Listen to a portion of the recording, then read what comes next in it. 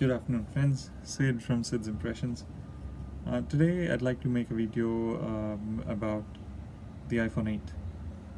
Now the 8 and 8 Plus, as most of you may know, is sort of a underwhelming release by Apple, especially due to the release of the iPhone 10 or the iPhone X, which is going to come out on the 3rd of November if I'm not wrong. Now 2 or 3 reasons why the iPhone 8 and 8 Plus are particularly interesting to consider. One, the price point. The 8 starts at $699, the 8 Plus starts at $799 for a 64 gig device. 2 is wireless charging. Now, like I mentioned previously in a couple of other videos, when Apple adopts a standard, a technology that's been used by some of the players already and makes it sort of a highlight for their own product, it becomes sort of the de facto standard that everyone has to follow. And that's happened with a lot of different technologies in the past, and it's pretty sure going to happen with wireless charging now, with every manufacturer wanting to provide devices with Qi charging, QI or Qi charging.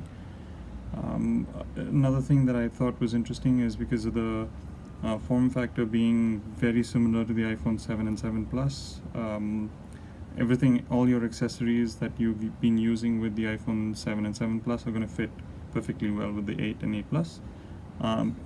Something to note is the back of the phone now is not aluminium, it's actually made out of glass. That's basically to house in the Qi charger inside of the device itself. The battery, I've heard, is a lot better than the 7 and 7 Plus, and the iPhone 8 Plus camera, boy oh boy, that's a killer for me. So if you can spend $800 and not $1,000, then I would strongly recommend that you try the iPhone 8 Plus for its phenomenal camera, and the effects that you can actually make before, while shooting, and after shooting the photograph are just out of this world. And yeah, so I don't think anyone would regret buying the 8 Plus.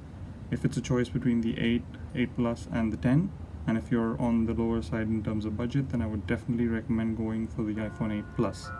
The 8 is not a compromise either. It's a good device, but not as good as the 8 Plus. Yeah, so like I mentioned, the iPhone 8 Plus is the best bet you can make if you can afford that $800. An iPhone 8 is by no means something that is of compromise, but of course, if you can spend $1,000 on a smartphone and you're ready to upgrade to a new smartphone today, then you might want to just hold on a few more days, probably just a month, and you can order the iPhone 10. Of course, it's going to be one of the best, if not the best iPhone that's ever been made so far, and I don't have any doubts about that.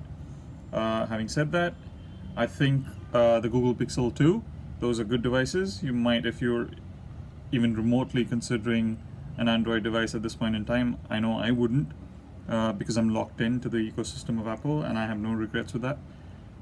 So yeah, make an educated choice, and I hope this video helped. If it confused you, please do let me know. If it helped, please do let me know as well. You can follow me on Twitter at Siddharth_V. That's SIDHARTH_V. And of course, I'll leave everything else, the notes, in the comments section. Look forward to your comments. Thank you guys. Bye bye.